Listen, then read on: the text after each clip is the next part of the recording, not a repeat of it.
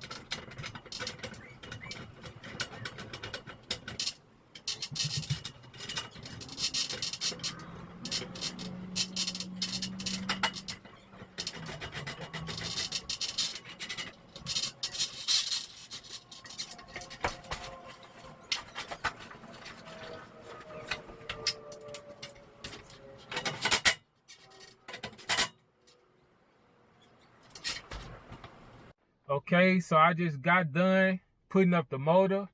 As y'all seen in the video, the customers came in, so it was working and everything was going up and down, but I couldn't show y'all because I don't know if they really want me to record their face or what.